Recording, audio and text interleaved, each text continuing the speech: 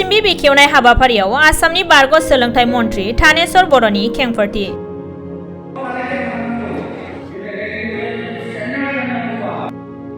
दिनै हाबाफारि बायदियै बर' थुनलाइ आफादनि लेङाइ आफादगिरि सीताराम बसुमतारीनि आफाद सामलायनायाव मोनसे बिसिम्बि आरो गुबुन गुबुन बिजाबफोरजों लोगोसे CIIL आफादनि बिजाबमाखौ बेखेवनाय जायो। बे हाबाफारियाव आसाम साहित्य सभानि आफादगिरि डक्टर कुलधर शइकिया, आसाम रैखाथि बिफाननि पार्थ सारथि महन्त आरो बर' थुनलाइ आफादनि गोबां गेदेमा लिरगिरिमोनहाबो बाहागो लायो। मख'नो गोनांदि दिनैनि बे हाबाफारियाव गां 50निबो बांसिन खन्थाइ रायथाइ आरो सल'मा बिजाबफोर बेखेवनाय जायो।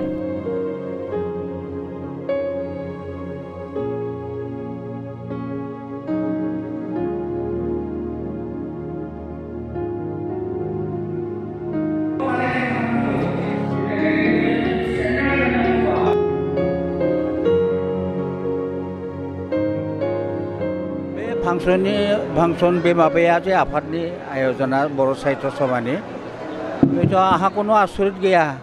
आं जिथु 1970निफ्रायनो बर' साहित्य सभानि मेम्बार जानानै फैदों। मन्त्रि जानायावबो 86 दङ। आं भाइस प्रेसिडेन्ट माने 2 term 6 years, ट्रेजारार 6 years and the बड' टेक्सटबुक कमिटिनि माने 12 years दंमोन।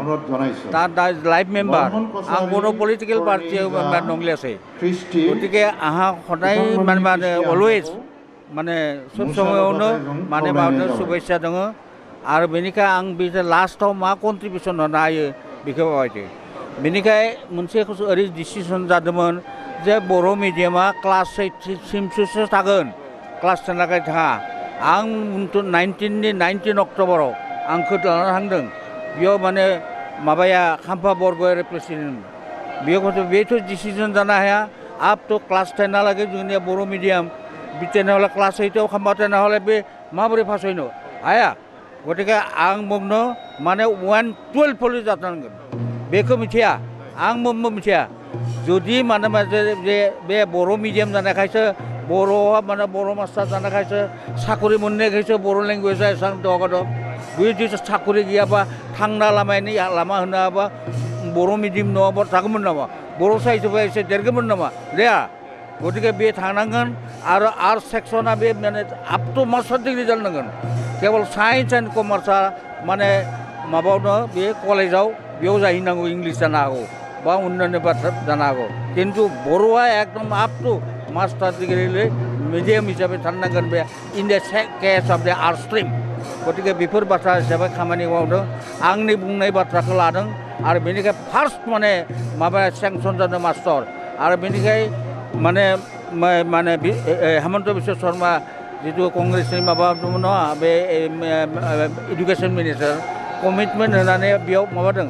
बेनिखाय बर' साहित्य सभानि डिमान्डआव माने 250नि पस्ट पाय आप टु 12 बोसोरनि शिक्षक साख्रि। बेनिखायसो एसामिस मिडियामफोरा बुंबाय जोंखौ माने इनिसियेटिभ खालामगोन होमबासो बिसोरनि बाथ्राखौ एक जादों। दा बेनिखायनो बेनो जे थारमाने बर' साहित्य सभाया माबोरै दावगाबोदों। दा गंब्रै इउनिभारसिटियाव हाब्बाय आरो हाबबावगोन। बेबायदि माबानांगौ बर' मिडियाम फरायना मा जागोन दा बुंनाय नङा।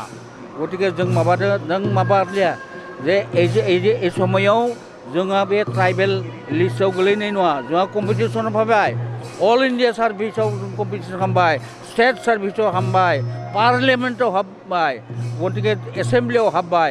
তেনেহ'লে जोंहा मुं हाबनो दङ अनलि we are to enter in the defence service. जों military higher officer ordinary military माने कन्स्टेबल जना थैनायनि माबा मुल्य दङ नामा? केप्टेन जानानै मेजर जानानै माने ब्रिगेडियार जानानै बे थैनानै जोंनो सन्मान नांगौ। बेनिखाय बुंदो भारतबर्षखौ जुदि माबानांगौबा खौसे लानो नांगौबा जोंखौ नांथारगोन, जोंथ' नांगोन फुराना हारि हिसाबै। बेनिखायनो बे हिसाबै आं खालामो थैजासिम बे साजेसन होगोन बे लाइनाव। बर' साहित्य सभायाव जुदि माबा गलमाल जै फैबा आं दङ। आं बुंदों जे जेथिया जि बिपद फैयो आंनियाव खाथियाव फै, आं थांगोन।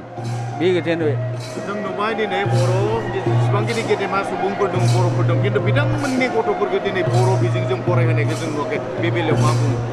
होनांगोन होआ मोना साखो माने मु साखरि मोननो साखरि मोना बेनिखाय बर' लेंगुवेज एसेम्ब्लियाव होनायखाय एसेम्ब्लियाव एसेखिनि स्टाफ दङ कोनो पस्ट सेंसन खालामाया बेनिखाय मोर देन 20 पस्ट सेंसन बेनिखाय दा पार्लियामेन्टआव बर' रावजों बुंनायखाय बेयाव अफिसार दङ जे फार्सेनिफ्राय हाबबाय माने फार्सेनिफ्राय हाबनांगौ गतिके डिफेन्स सार्भिसाव हाबनांगौ सबावनो हाबनांगौ इजराइलखायनो मोनसे उन्दै हारि माबोरै सार्भाइभ खालामना दङ बेबायदिनो जों बेबायदि सार्भाइभेल वी आर नट दे माने माबा जोङो मार्शियेल रेस माने फाइटिं रेस बेनिखाय पान्जाबिखौ माने गियो बिसोरा पान्जाब रेजिमेन्ट दङ बेनिखाय सिख रेजिमेन्ट दङ जोंनोबो बर' नांगौ 15 आगस्टआव माने 6 माने जानुवारियाव बर' रेजिमेन्टआ पेरेड खालामनांगौ दिल्लीयाव माने वर्ल्डआ मिथिगोन बेनिखाय लवार आसामा जोंहा डिफिकाल्टि दङ आसाम राइफल्सआ गटे नर्दार्न साइडआव बा अन्यान्य प्रटेक्शन होयो बर्डार एरियायाव जोंहा गैया 30 इयर्सआव जोंहा दिगदार दङ बेयाव बहुद जोंखौ आक्रमण खालामगोन बेनिखाय बड' राइफल्स नांगौ पेरामिलिटारि फोर्स नांगौ बेनिखाय नङा बे नङा गिखनाय बाथ्रा नङा गभर्नमेन्टनि डिफेन्स डिपार्टमेन्टआ खालामनांगोन बेखौ पार्लियामेन्टआव माबानांगोन बेखौ नेसनेल आइडेन्टिटि हिसाबै माबादो जोंनि 8 शिड्युलाव हाबनाय माने वी आर रिजनाल नेसनेलिटि जों माने रिजनाल ट्राइब नंलिया जोंनि लेंगुवेज माबा डाइलेक्ट गैलिया जोंनियाव लेंगुवेज गतिके हिसाबै जों सार्भाइभ दङ भेरि सार्भाइभ जोबनायाव दिनै खावलायदों जिहेतु दिनै गोबां बिजाबफोर बेहाय बेखानाय जाबाय बेजों लोगोसे बर' रावा दिनै गोजौ थाखोआव मोनबाय होननानै नोंथाङा सानो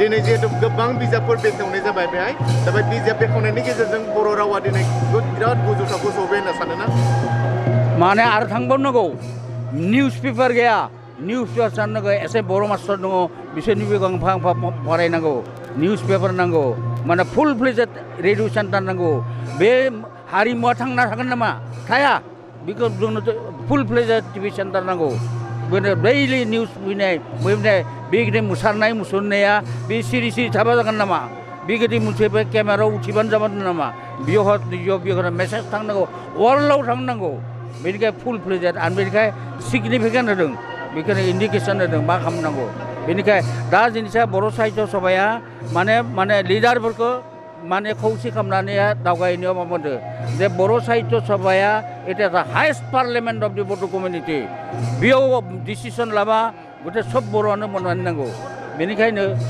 बेनि खाथियाव माने गुबुन जेराव जेराव बर' मानसि दं बेयाव थाना मानसिफोरा दा फैदों बेनिखाय बे खौसे खालामगोन माने इन एनसियेन्ट टाइम्स जों किरातमोन गटे इन्टायार नर्दार्न बांलादेश जों माने कन्ट्रल खालामदोंमोन खिन्थु दुर्भाग्य जोंनि खेथ्रआव बेखौ माने दिटारि माबायाखैमोन बेनिखायनो बे डेटाखौ आं हायार स्टाडि खालामदों आं मिथिगौ गतिके आंहा जे अभिज्ञता दङ माने आं दा कन्ट्रिबिउसन होनानै थांगोन होननानै साननानै फैदों बर' साहित्य आबाद उତ୍ତरनो खाने की परामर्श होरिबो सार बर' जोबथानायाव बर' रायजोफोरनि थाखाय नोंथाङा मा होनना खावलायगोन दायो बर' रायजोफोरनि बर' रायजोफोरा खौसे जानो नांगौ बर' साहित्य सभाखौ दस्त खालामनाङा पलिटिकेल माने आदरखौ सोनो नाङा